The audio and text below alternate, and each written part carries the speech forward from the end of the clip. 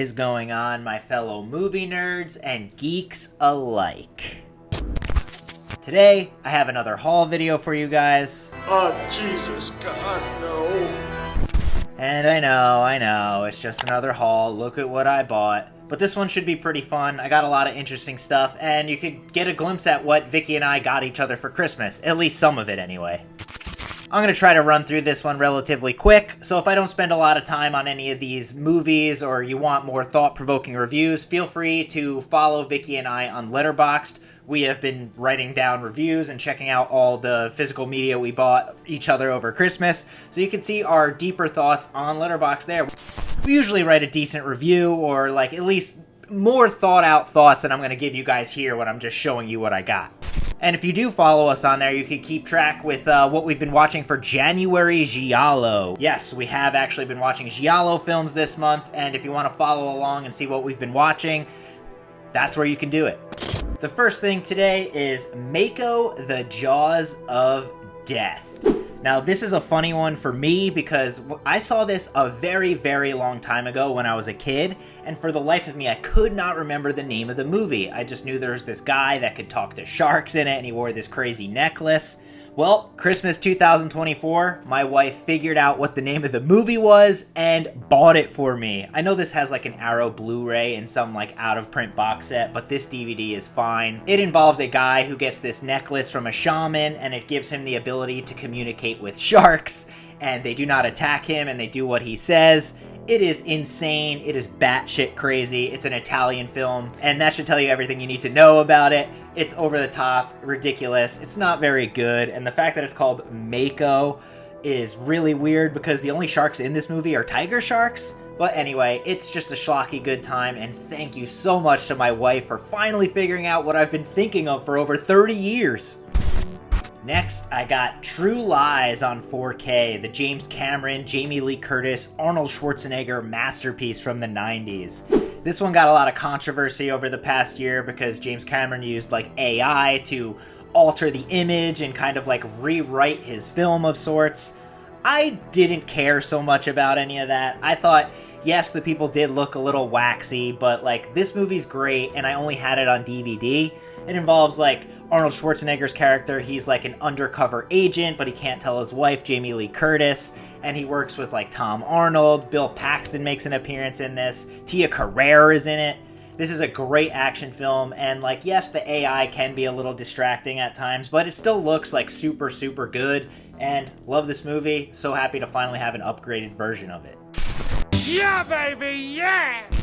And I picked up the 4K of The Stepfather, just a classic 80s horror film starring Terry O'Quinn as the titular character. He is a guy who is obsessed with the American dream of having like this nice quintessential American family, and when things start not going his way, he slaughters the family, and he just keeps doing it over and over again. This movie's insane, and I never owned it before for whatever reason, and I saw Scream Factory finally put out the 4K.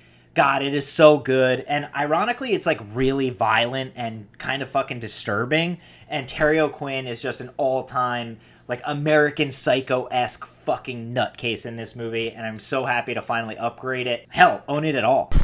And I also picked up Scream Factory's 4K of John Carpenter's Village of the Damned. This obviously was John Carpenter's remake of like an old-time movie of the same name. I used to not like this when I was a kid, but I had never owned it, and I saw that they finally released this on 4K, and I was like, oh, might as well pick it up and see what I think of it now. Well, I still did not like it. At least you get Christopher Reeve in here, you get Kirstie Alley, you get Buck Flowers, John Carpenter's staple, Mark Hamill's even in this movie. But this movie is just not good. It involves like an entity goes over this small town, and all the town's women get pregnant with these like little white-haired children who control people's minds and make them do shit, commit suicide. Like, the story's really interesting, but the movie just kind of sucks. Bruh. It really feels like a lackluster Stephen King made-for-TV kind of movie, and it just didn't do it for me, but I am happy to finally add it to my John Carpenter collection. And Stephen King's Sleepwalkers from Scream Factory. This one was directed by Mick Garris.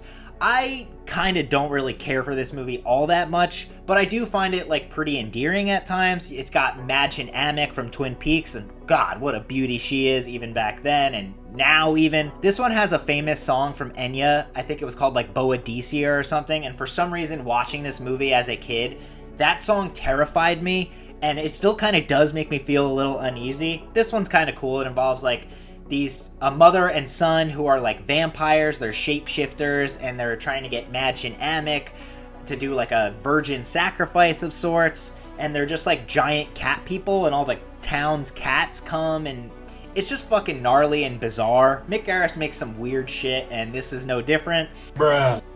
Satan's Little Helper from Synapse Films. I had this on DVD for the longest time, and I never upgraded it, and I saw it finally went down in price, so I picked it up. This one's by Jeff Lieberman. You might remember him from the 70s. He did that movie Squirm. This movie involves this little kid who's like obsessed with playing this video game called Satan's Little Helper, where you help Satan by killing people, and unbeknownst to him, he sees a actual serial killer going around killing people and thinks it's all part of this game, but this serial killer is actually going around this town, destroying this town, killing all the people in this town. It's batshit crazy, extremely frustrating because everyone is so fucking gullible, but it's just like a schlocky good time. And you also get like the actress who plays Honey Bunny in Pulp Fiction in this, which I completely forgot about. It's just a good time. It's not very good, but if you're into some mindless Halloween horror, this one's definitely one you should check out. Addams Family and Addams Family Values on Blu-ray. Vicky added this one to her Christmas list, and I was like, what do you mean we don't own Addams Family? I could have swore we did. Well, we didn't. So I was happy she added it on her Christmas list, so I picked it up for her mostly, but hell, we had never had these in the collection, which is insane to me. We love these movies. Vicky especially loves the Addams Family movies. So I looked in the collection and saw that we didn't have it, and I was like, what the hell? I only had my old VHS that I ironically got at McDonald's when I was a kid, so that's kind of funny.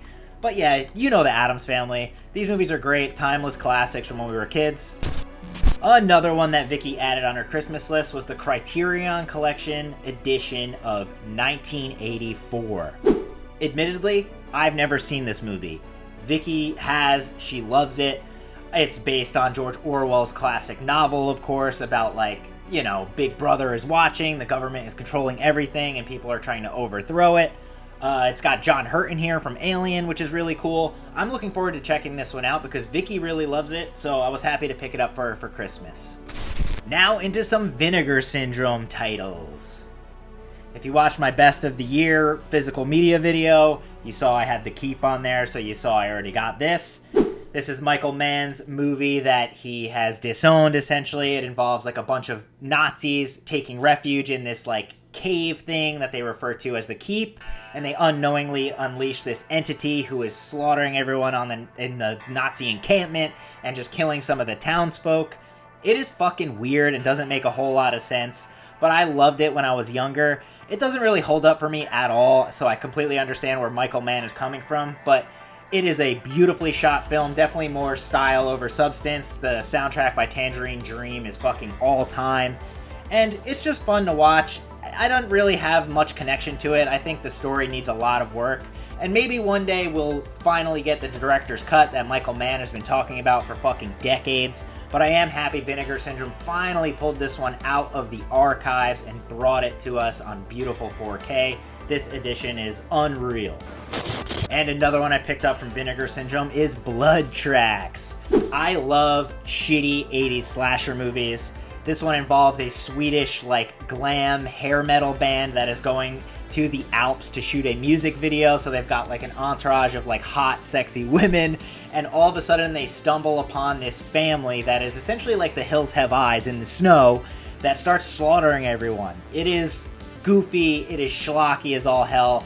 Definitely low budget, but a lot of fun. I mean, dude, a hair metal band in the snow getting slaughtered by essentially Hills Have Eyes type people? Come on. And funny story, in the special features, you learn that the guy who was doing the special effects in this actually killed his wife with a fucking axe. Dark, dude. Fatal Games. Now this is another 80s slasher. Love them to death. This one involves a guy who is killing Olympic hopefuls, a part of this like camp thing, with a javelin. Pretty fucking gnarly concept. The movie's not exactly great, but I love the 80s slashers, and some of the kills are pretty cool. How often do you get to see Olympic hopefuls fucking killed with a javelin spear?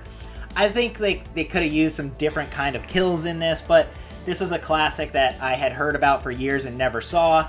I enjoyed it fine. I don't think it's great, but I'm happy it finally got released by Vinegar Syndrome, and definitely check this one out if you're a fan of 80s slashers. Rush Week. This was a fun one. I had heard people talking about this one as well.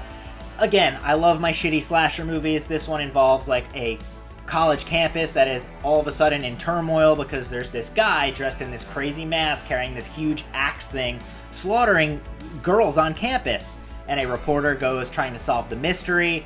I think the kills need a little work in this one, but it is a cool like kind of murder mystery that kind of... The ending reveal ends up being exactly what you'd anticipate, in my opinion, but a lot of fun. Love my slashers. Definitely one to check out if you're a fan of the genre. Evil Judgment. Now, I grabbed this one because I had heard it is a giallo-inspired kind of movie, which it is. It's cool. It's got, like, definitely some, like, Argento-esque colors in here. It involves, like, this escaped mental patient who is just wreaking havoc on this town. It's not great at all. The acting is atrocious in this fucking movie. But some of the kills are graphic as all hell. There's even a scene in this where this old man is complaining about a soup at this little diner, and he's like, it tastes like piss. And in the movie, you see him stand on the chair and piss into a bowl of soup. Bruh. And honestly, it is worth the entire runtime of this movie just to see that happen. So yeah, Evil Judgment, cool little Canadian giallo that if you're a fan of the genre, you should check out. Massage Parlor Murders. This one's a 4K, ironically.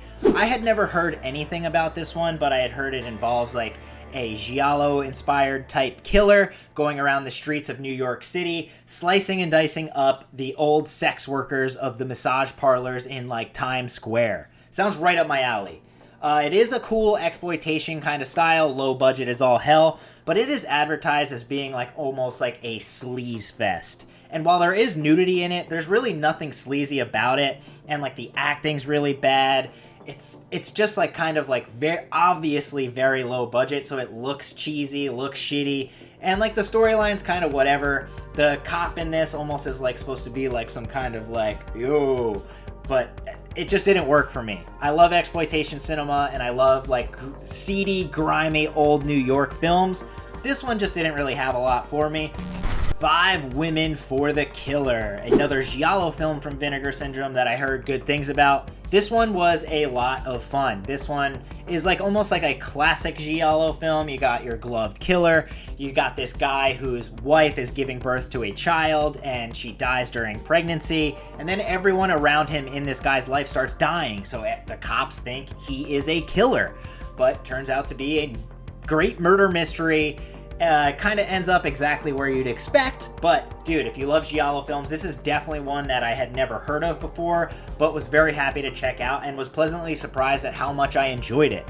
And another one from Vicky's list was the Universal Monsters Collection on 4K. Truth be told, I've only seen 4 of these movies, so I was really happy to grab this for her because she had mentioned it to me one time. She's like, I'd like to have those movies if you are struggling with ideas of what to get me.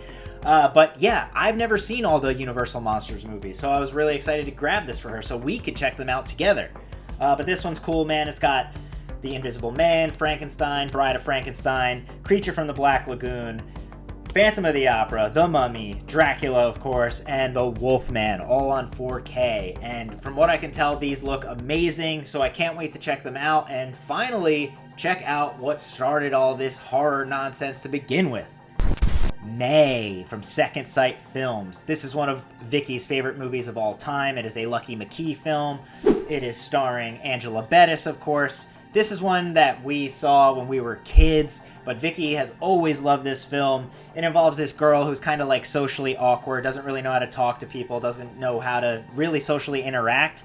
You got Anna Faris in here, so many great 90s actors, but she's so socially awkward that when she starts fucking up with all these people she's trying to be friendly with, she decides, you know what? I am going to start chopping off the best parts of them and turn them into a Frankenstein-esque doll that is the best parts of everybody.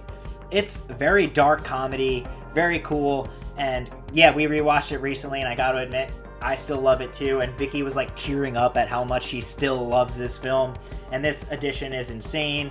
It's second sight, so you got like the art cards, the posters, the booklet, and like a beautiful edition of the film with tons of special features.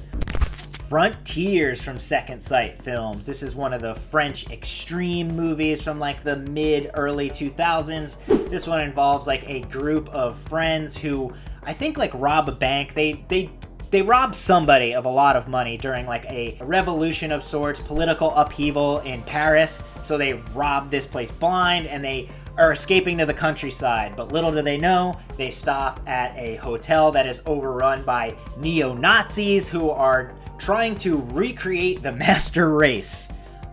It's absurd, it's insane, lots of fucking ultra violence. If you're a fan of like Inside or Martyrs, this is right up that alley there. So insane, batshit crazy, but if you're into those like kind of hyper realistic, gnarly films, definitely check out Frontiers. It's so crazy that I love it. The Ginger Snaps trilogy. Now, I had only had all these films on DVD, so when I saw this got announced from Second Sight Films a while back, I was like, damn, I really gotta get that one day. And I saw Orbit had it, so I grabbed it. I love these movies. It's obviously about like Ginger and her sister, and Ginger becomes a werewolf. It's like a beautiful coming-of-age story that's very dark comedy-esque. It is just like a classic early 2000s type of film. So if you like movies from that era, horror movies especially, you'll really dig Ginger Snaps, at least the first one. The second one only focuses on the sister mostly. It involves her like kind of dealing with the aftermath of what happens in the first film. I don't really care for the sequel all that much. It's fine, not great, but I really wanted to upgrade it. The third one is like a prequel that's like a period piece that takes place in olden times, starring both of them again. But awesome werewolf movies, and God, does Second Sight knock it out of the park with these additions. Like I always said, even with Frontiers, which I didn't mention earlier, but it comes with posters, a booklet, fucking you name it. Enough special features to keep you busy for weeks. And if you love Ginger Snaps, this is like the best way to own the trilogy, I believe. And definitely check out this if you're a fan of werewolf films or early 2000s horror. Alright guys, so that's everything we picked up post-holidays and things that we got each other for Christmas and my birthday of sorts. Hope you enjoyed this video, even though it's just a silly haul. You know, we'll have some videos soon. Hopefully we'll get a Giallo video together for you guys. I'm definitely going to continue my, like, collection videos once I have more time. Hope you're having a wonderful start to 2025. Be well. I will see you soon. Love you all. Adios.